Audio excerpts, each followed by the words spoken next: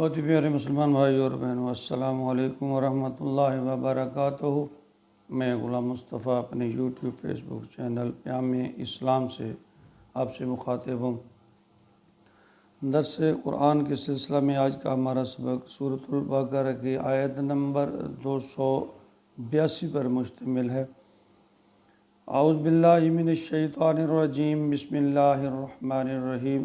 یا ایہا الذین آمنوا اذا تداینتم بدین الی اجل مسمی فاکتبوہ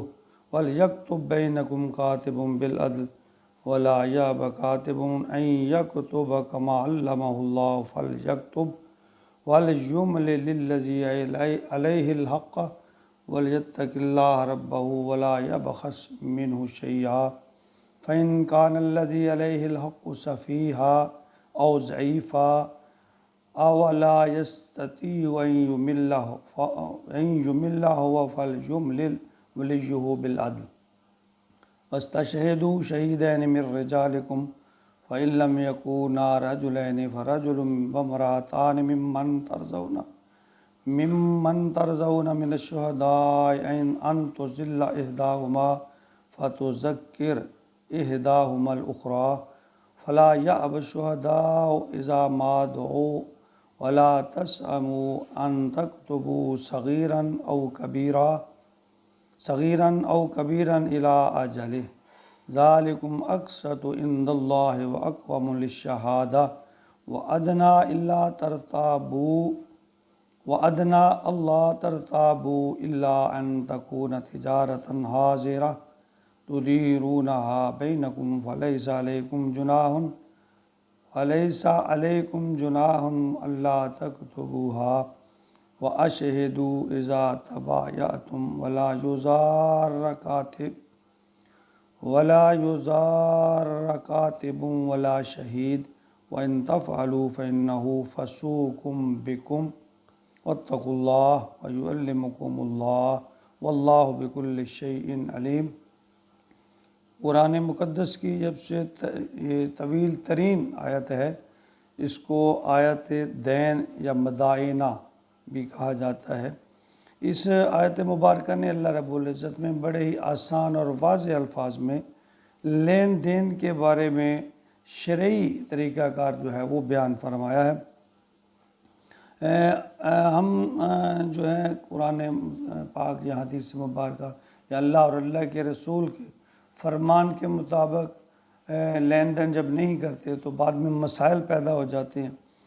تو پھر اس طرح ان کا قصوروار ہم خود ہی ہوتے ہیں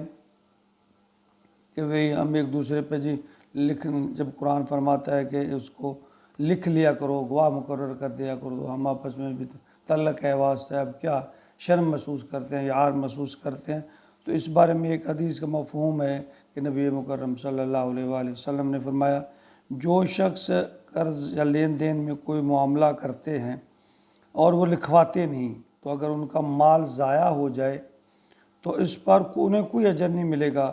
اگر وہ مقروض کے حق میں بد دعا کریں گے، اللہ تعالیٰ وہ قبول نہیں کریں گے، کیونکہ انہوں نے اللہ کے حکم کی خلاف ورزی کی ہے۔ تو اس آیت میں طویل آیت ہے، اس کو ہمیں دو حصوں میں تقسیم کرنا پڑے گا۔ اس آیت میں لین دین کے بارے میں اللہ تعالیٰ نے جو شرعی طریقہ ہے وہ وضع فرمایا ہے۔ تو آئیے ہم اس کا دیکھتے ہیں کہ اللہ تعالیٰ کیا فرماتے ہیں۔ یا ایہا الذین آمنوا، اے لوگو جو ایمان لائے ہو، اذا تداینتم بدین، اگر تم قرضے کا لین دین کا کوئی معاملہ تمہارے آپس میں ہے، الی اجل مسمی فاکتبوہ، تو انہیں ایک معین مدت کے لیے لکھ لو، یعنی وقت کی بھی تعین ہو، وقت کا تعین ہو اور اسے لکھ لیا کرو۔ یعنی اس میں دو چیزیں اللہ تعالیٰ نے فرمائی ہیں کہ وقت اس کا مقرر کر لو اور لکھ لو۔ یہ فاکتبوہ جو ہے فعل امر ہے اور اس میں وجوب کے لیے ہوتا ہے، امر جو ہے واجب یعنی فرض کے لیے، ضروری کے لیے ہوتا ہے۔ فلیکتب بینکم کاتب بالعدل، اور چاہیے اس کو جو لکھنے والا ہے، کوئی لکھنے والا تمہارے مابین عدل کے ساتھ لکھے، یعنی ولیکتب بینکم، لکھے وہ تمہارے درمیان، کاتب بالعدل، بالکل عدل کے ساتھ، یعنی صحیح سچی بات لکھے، کوئی ڈنڈی نہ مارے۔ ولا یأب کاتب،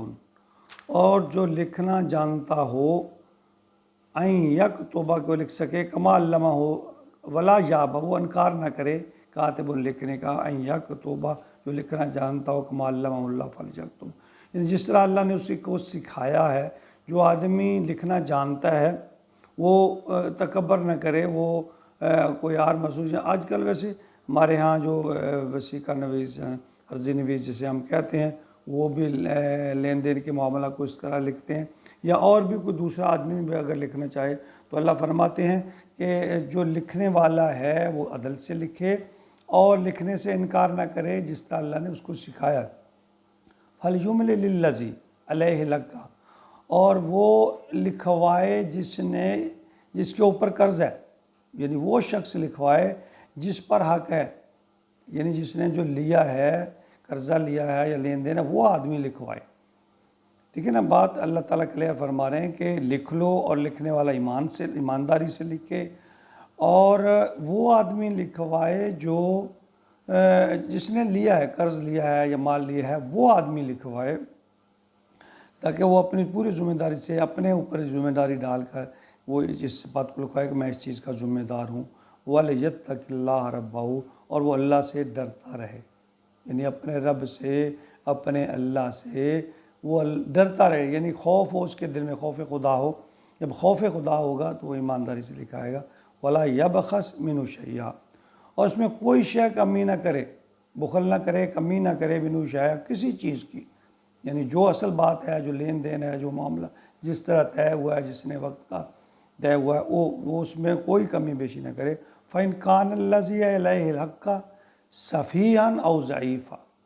پھر اگر کوئی شخص ایسا ہے یعنی لکھوانے والا وہ ہے جس پر حق ہے، یعنی جس نے لیا ہے، تو اگر وہ ناسمجھ ہے یا ضعیف ہے، وہ لکھوا نہیں سکتا، لکھوانے کی بصیرت نہیں رکھتا، تو اس کے بارے میں اللہ تعالیٰ نے فرمایا اولا یستطیع ان یمل لہ، یا اس کے پاس اتنی صلاحیت نہ ہو کہ ملا لکھوا سکے، یعنی ضعیف ہے یا پوری عقل اور سمجھ والا نہیں ہے، آگے فرمایا کہ اتنی یعنی اس کی صلاحیت نہیں ہے،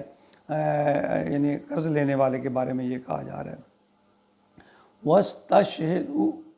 فَلْيُمْلِلْ وَلِيُّهُ بِالْعَدْلِ، تو لکھوائے اس کا ولی اور عدل کے ساتھ نواز، یعنی اس کا جو سرپرست ہے یا اس کا ولی یا دوست ہے وہ لکھوائے، اور لکھوائے وہ بھی عدل کے ساتھ۔ یہاں بار بار اللہ تعالیٰ نے فرمایا سچی اور صحیح بات جو اصل بات ہے، عدل کے ساتھ، انصاف کے ساتھ وہ بات لکھوائے۔ وَاسْتَشْهِدُوا شَهِيدَيْنِ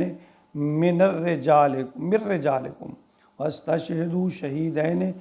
مِنْ رِجَالِكُمْ، اور اس پر گواہ بنا لیا کرو اپنے مردوں میں سے دو، یعنی دو مردوں کو اس پر گواہ بنا لو۔ فَإِلَّمْ يَكُونَ رَجُلَيْنِ، پھر اگر تمہیں دو مرد دستیاب نہ ملیں، فَالرَّجُلُ وَامْرَأَتَانِ، ایک مرد اور دو عورتوں کو گواہ بنا لو، یعنی اگر تمہیں دو گواہ نہ ملیں تو پھر ایک مرد اور دو عورتوں کو گواہ بنا لو۔ ممن ترضون من الشہداء، اور یہ گواہ تمہارے پسندیدہ لوگ ہوں، یعنی جب تم اسے بلاؤ تو ہماری بات کو ماننے والے ہوں، دونوں فریقین جو ہیں ان کے قابل اعتبار اور پسندیدہ لوگ ہوں، کہیں ضرورت پڑے تو ان کو بلایا جائے تو وہ آ جائیں، یعنی دو مرد اور دو مرد اگر نہیں ہیں تو ایک عورت، دو عورتیں، یعنی دو عورتیں ایک مرد کے برابر اللہ نے قرآن حکیم میں گواہی بھی اور وراثت میں بھی اس چیز کا جو حق ہے کہ عورت جو ہے ناقص العقل ہے، تو آگے فرمایا ان تضل احداہما، اگر ان میں سے کوئی ایک بھول جائے، فتذکر احداہما الاخری، تو دوسری اس کو یاد کروا دے، یعنی اگر وہ ایک اس کو بھول جائے تو دوسری اسے یاد کروا دے۔